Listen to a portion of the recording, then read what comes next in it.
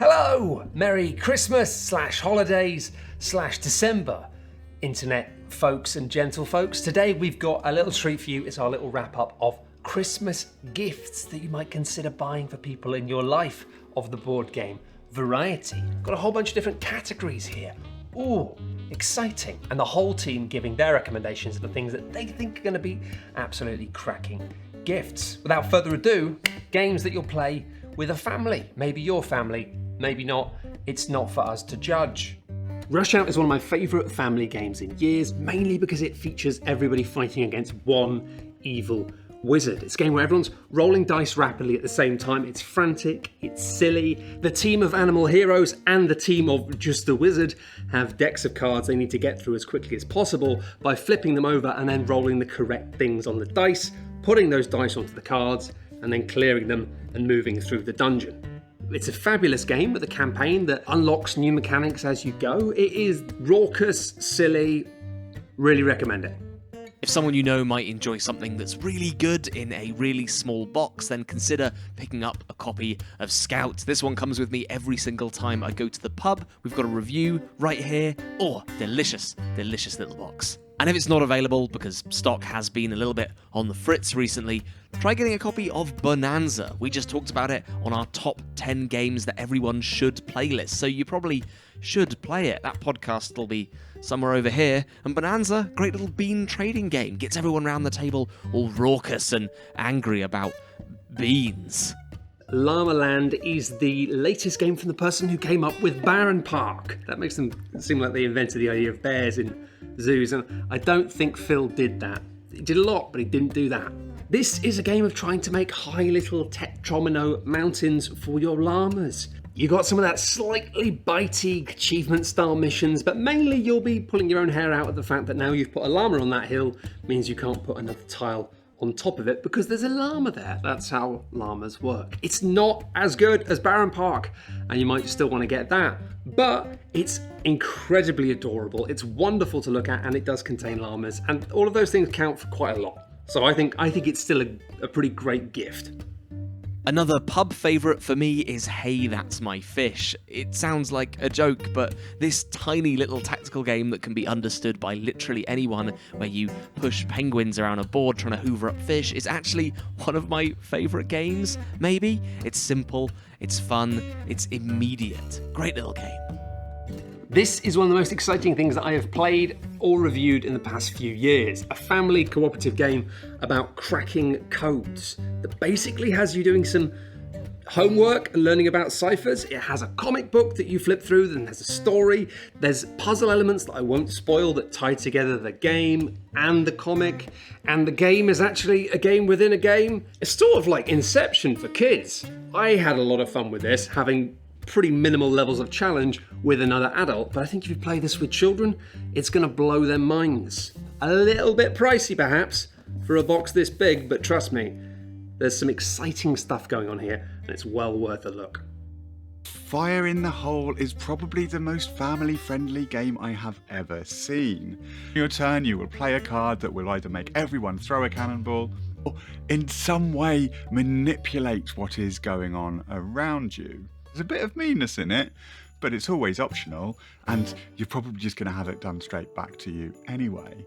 All of these parts are plastic free, everything is biodegradable. Pirate ship, here's a pirate ship. Oh yeah, pirate ship. Ba-ba-bum. Recommending now a game I don't physically have because I've given it to someone else. Switch and Signal is an absolutely fantastic cooperative family game. It's just a distillation of what trains are, why they're great, and oh no, we've crashed the train again because we forgot to change that thing on the track and change the lights. It is joyfully simple, brilliantly quick to teach, and a ton of fun to play. It's so good that I just lent it to somebody who had a family and had kids. It was just like, you have this. It's great. If you like trains and you like families, check it out. If you're looking for something that you can just get on the table and immediately start having fun with lots of people, as many as you're legally allowed to fit into a room, these are the gifts that you need to buy. You don't need to. You don't have to do anything. It's your life. Jonathan has banged this drum a lot. Can we just talk about Monikers again? Like, we've talked about this game so much and we've done so many expansions for it that you probably are quite bored of hearing of it, but I think there are some of you out there who might not have bought this game, and if you haven't bought it or played it, you won't know just how good it is to play at Christmas. So I don't actually have a copy of this, but Shut Up and Sit Down recently did a new box we did an expansion called the Nonsense Box, which is a standalone game, and now we've released a new expansion called the Serious Nonsense Box. I was never sent that by the team, which, am I bitter about that? No, I'm not, but you can own that game, and then you'll own it and I won't, and I'll be cool with that as well. That's something I'll be completely fine with. Now, if the quantity of people you want to play with is a lot, you can't really go wrong with Welcome To. This is a roll and write that plays up to basically as many people as you can find pencils for. It's one of the original roll and write games that got us excited about the genre, and it's still also just probably the best one. Effectively, this is a game of trying to build a little neighbourhood by drawing lines and circling things and putting swimming pools in places where perhaps you hadn't planned to. It's immediate, it's addictive, and it is wonderful just crossing off things and writing numbers on things. If you like pencils and bits of paper and the idea of planning a road, Phantom Inc. might just be a Codenames beta. If you're looking to have a party where people are playing a word and guessing game with someone sitting in the corner and knowing more than everyone else and getting frustrated with their answers, I don't think you can find much better than Phantom Inc. Some players are ghosts, helping their team to find the same word on both teams. This is really nice because it means anything said at the table can be part of the strategy and part of how you're playing this. The ghost communicates through knocks at points and writing on pen on a bit of paper. It's really thematically strong and simple and clever, and I have had some great parties with it. So yeah, Phantom Inc. me up. Six Nimmt! It's a horrible name. It's German for Take Six. It's a card game. This card game is so good. It is so fun. It is so flexible. It's basically gambling for parking spaces. Anybody can learn it. And also, interestingly, it's a card game that plays a huge variety of people. You can play this with 2 people all the way up to 10 people. Absolutely crackers. an important one now, it's games for big nerds. I'm a big nerd. It's great. If you want some really crunchy tile-laying action, then Akropolis is one of the best in its class. A really Moorish puzzle, and absolutely brilliant from start to finish. And that's good, because start to finish takes about, 30 minutes. It's quick, but it's crunchy. I like it a lot. You can see me and Quinns take a look at that one in our Top 7 Hidden Gems special. A controversial one now for my fellow nerds. Dune Imperium is a game that everyone else on the team wasn't too hot on, but I thought was really very good, and it seems like the internet mostly agrees with me on that. There's an expansion for it I haven't tried yet, but I've heard good things about. But yeah, if you're still feeling that Dune love, there's a ton of different Dune games out there, and while I'm not going to say this is better than the classic Dune board game, which is massively beloved and for good reason, it's a lot lighter, a lot more fun, and really tickles that nerdy part of your brain without being super trashy. You're going to be building your own deck of cards and drawing up each round and trying to make the most of it, getting resources, moving things around and having little battles on a planet called Dune. And I mean, it's a lot of it is just cubes and numbers. It's really good. It's a really good gift for somebody who's a sci-fi nerd. Thank you. I don't have a copy of this game anymore, so I've got a piece of literature from my city's local council to represent my city. One of the most boring looking games of all time, but by the greatest board game designer of all time, Ryan Knizia. My City is a campaign game which you're going to be building out a city with Tromino pieces, and that's a boring theme, and it's illustrated in a boring way, and yet Tom of this site and I are both in agreement. It's just ludicrously fun. It is so fun working your way through that mission. The core game is so good. It's like similar to Tetris, but with a different tweak every time, and it's always evolving and giving you new components, and don't let My City sneak you by. Also, it's just so cheap. My City is so cheap. It might be the cheapest legacy game the Shut Up and Sit Down recommends. Gloomhaven, Jaws of the Lion. It's basically a dungeon crawling campaign in a box. If you like the idea of doing some sort of big D&D thing, but you don't want to have an imagination, and that's fine. It's a lot of work. then this is probably the next best thing. Also, the tactical card combat in Gloomhaven and the games around it is absolutely fabulous. There's just nothing better. It's a bit slow, it will eat up huge chunks of your life, but gosh, it is just honestly one of the best things. I recommend Jaws of the Lion as a gift here now for a very good reason. Yes, you could get full fat big box Gloomhaven, but if you're not sure that you're going to have the time or the person's going to be super into it, this is such a great starting point. It's really a fraction of the cost of one of the bigger games, and we've got Frosthaven coming out soon. If you want to have a little taste of this to work out if it's for you or not, then this is a better option than getting one of the gigantic full fat versions. It's really good. The characters in it are really fun. Also, it's just so cheap for what it is. Jaws of the Lion is an unbelievable bargain. So if you've got a massive nerd in your life, then you can't really go wrong with this. The Search for Planet X is a deduction game that involves people trying to figure out where a planet is by publishing theories or maybe rushing out that research a little bit before it's cooked. This is a game that is so good, I've just got my hand on the sequel. So even though it's kind of like a black matte abstract sort of deduction-y thing, don't let that be a reason it passes you by. If you've got someone in your life who likes deduction, I mean, Sudoku's already for dweebs, but what if Sudoku was even more dweeby? That's how I would describe Search for Planet X. It's just great. Maybe you're buying a gift for somebody who already has quite a lot of board games. Let me introduce now gifts for the seasoned collector. I reviewed Watergate quite a long time ago now, but it's still fantastic. It's so fantastic that I actually sort of gave it to a friend to borrow, and he still hasn't given it back. So it must be a good gift if someone just treats it like a gift. You know who you are.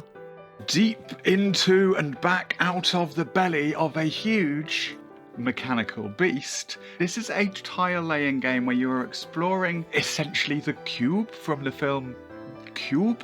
But it's not, it's a giant robot that's taken over the world, and you've got to run in, shut it down, save the scientists, and get out of there before the whole thing blows up. You see, as you're exploring the grid, you will find cogs and gears stuck into the walls and corners and floor, which will allow you to manipulate the grid around you. Most of the rooms have these doors that slam shut behind you, so you're going to have to work out a way to push the rooms that have already come out so that your door is next to something else. And what a lovely gift to receive, because you could just play it with anyone, except for people who don't like doing weird logic puzzles and navigating mazes or are scared of tummies. Mechanical Beast. I've decided it is my New Year's resolution for 2022. Took me a little while to nail it down. To just recommend Brass Birmingham whenever I can, at any opportunity. It's Brass Birmingham. It's a game of making clay and beer and coal. Comes in a box that's actually like really very small, considering it's a gigantic, huge economic puzzle. And it's just the best. I just love it. If you buy a gift for somebody who just really likes crunchy, cubey, grubby little games with trains and stuff, then it's just the best. That's it. That's my recommendation. Brass Birmingham. It's just the best.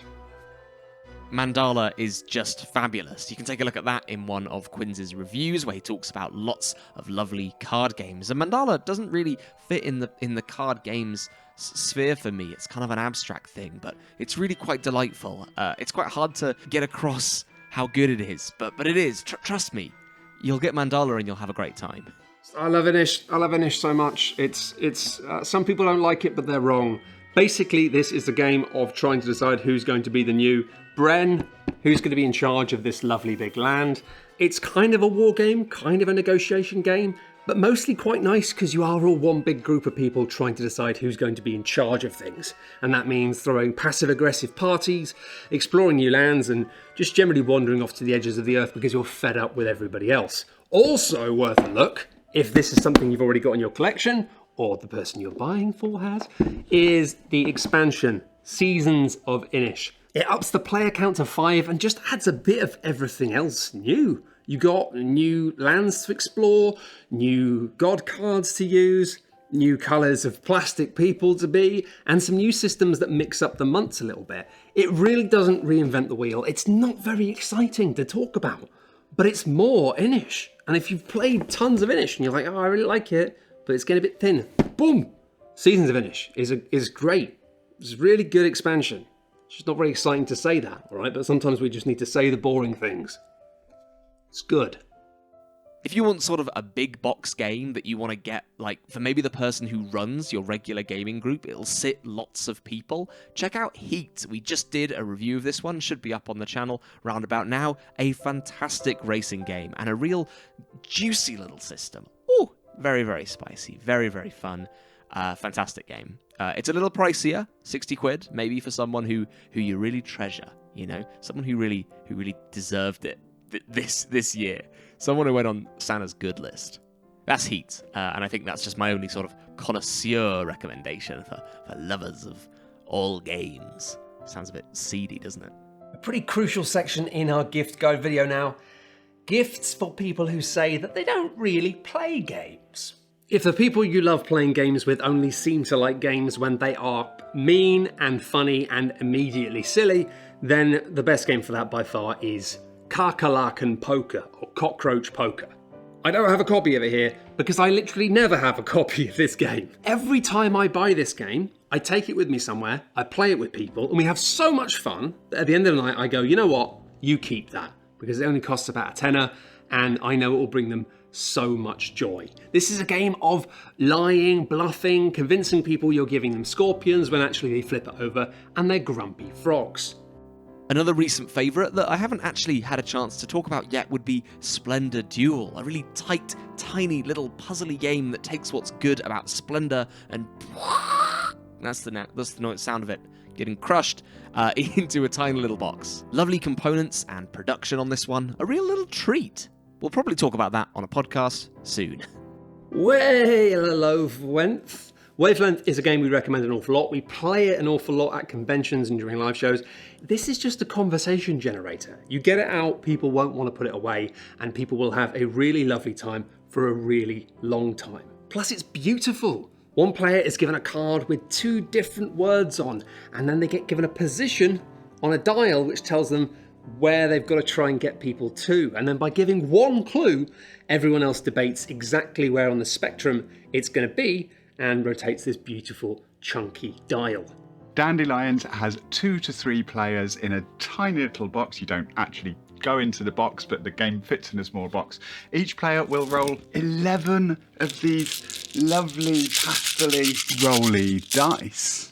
Each dice can be spent to move you around a grid, and if the dice that you drop off is the same number as the dice that's already there, you get to bump some people over to the left or right and out of your way. That's just enough of a little bit of mean-spiritedness to kind of make up for the simplicity of this puzzle. It's cute and pretty and so simple that I think just about anyone could get on with this.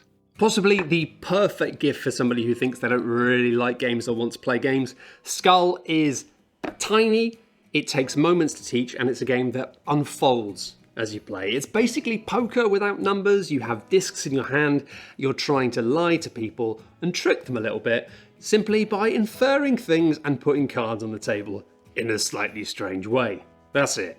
Just cardboard things on a table, and yeah, it might be the best game ever made. But when a game is this big and not terribly expensive and over and done with in about 10-15 minutes, you can't really go wrong. If somebody doesn't like it, it's fine. It's only this big. If they really hate it, it's fine.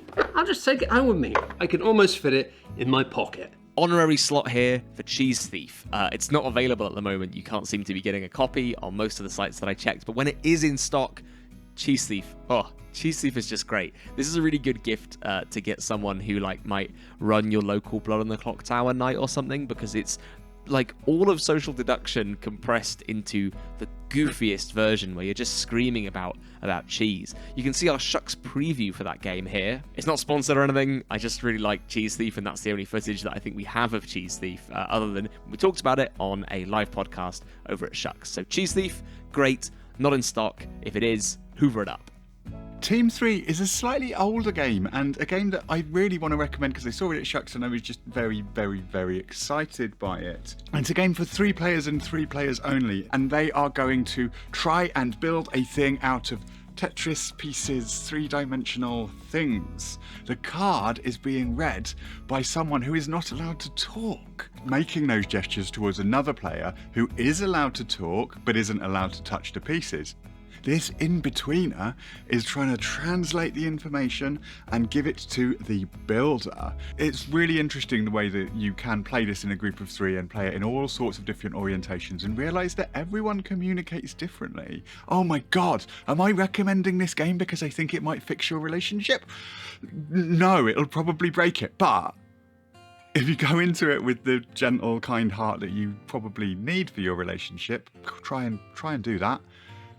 I think you might have a lot of fun and you might learn something about some people that you care about. Finally this year, we have something very, very special, madame. These are games that are expensive, perhaps hard to find, but if you really do want something that is going to be then one of these suggestions might be a good angle. This is a very silly box. It's so big, in fact, that it's casting a shadow on my face and blocking the microphone. Yeah, Return to Dark Tower is something that is a reboot of a kind of 80s game that had a big plastic tower in the middle of the table and did silly things. Guess what? It's the same thing. But it's genuinely pretty impressive. There's a gravitas to this big plastic flashing tower that makes noises. The circular map is strangely a lot more interesting than it has any right to be. And as a lot of the game is controlled by an app that you're going to have on a little screen somewhere to the side, there's a ton of variety and the campaigns are quite fun. This isn't an incredible game, I'm going to say that. It's not the best game ever. But it is a lot of fun, and I think for families with kids of a certain age, the sort of age where it's like, oh, dark monsters, this is pretty great. It's just very expensive. But if money isn't an object and you want to get something that is legitimately pretty special, then while this isn't wonderful, I do think it is very special. If you want to get somebody something that is going to last for a long time, then Crokinole. Crokinole. I haven't got one of these. Quinn's has got one. I'm slightly jealous. It's a big flipping wooden wheel. You flick things around and it is just the most fun imaginable. It makes all other table games like pool just look like boring nothing. Smooth, beautiful table with a hole in the middle where you flick little things and try and get them into the hole and knock away other people's pieces. Ooh, it is delightful. These tables, however, cost quite a lot of money. So it's a bit of an investment, and if you want to get one for Christmas now, you might be too late, because I think often they just get made by people out of wood, if you can imagine such a thing. Still though, as gifts go, it's a pretty, that's very much Madame something special, Madame. This game is like very hard to get in the UK, but if you're in America, this is the game to get if you want to like have someone in your life unwrap something and be like, oh, whoa, I'm quite impressed by how good this looks. Damn right it looks good. That's the artist Vincent Dutray. If we pop it open, there are boards. There are boxes containing crimes. There are envelopes. This is the kind of game where like when you open it up and look at everything that's in it, you get the sense you're just going to have a good time. And you know what? You probably are. If you've seen this site's breathless recommendations of Sherlock Holmes Consultant Detective, this is like that, but like a little less smart and a lot less reading and a lot more fun, and also some asymmetry because you get one of you gets to be like a games master who knows all the secrets. But you can also play it cooperatively. Again, just like Six Nimmt, very flexible box. If you're looking to really treat somebody and you want to buy something that's going to blow them away, and you know somebody who is a little bit dramatic or enjoys doing silly social game things, then Inhuman Conditions is just a remarkably great gift. It comes in this box with all manner of, frankly, unbelievable things. Stamps, so you can just be stamping documents and pretending you actually work in an office trying to determine if people are robots. It's just the Void Camp test from Blade Runner, where you do an interview with someone, they behave strangely, and you have to work out if they're behaving strangely because they're strange or because they're a robot. It's a simple game. It's a lot more fun than it might sound. And yeah, gosh, it's just such a beautiful production, a beautiful object to own, ridiculously over the top. But again, a little bit pricey. And that's all the Christmas, gift guide, holiday time we have time for. Thank you so much for joining us this year in the most Christmassy of locations possible. Twin Peaks is the Black Lodge. Yeah, I'm between homes at the moment, so I don't really have anywhere to film, so I'm in wherever this is, a different dimension. If you've enjoyed this, then please do watch some of the other videos. A lot of the games we've talked about today, we have reviewed on the channel, chunky videos that tell you why things are exciting and fun and cool. Finally, it is coming up to our donation drive time. It's always awkward when we do this, so do keep your eyes on the channel. If we've given you a good recommendation here and you think, oh, that's good, I'll get that for that person, then consider chucking us a couple of quid in a couple of weeks. That's my shamelessness gone. For now, hope you'll have a lovely couple of weeks and get a little bit of break if possible. That's it now, end of video, goodbye.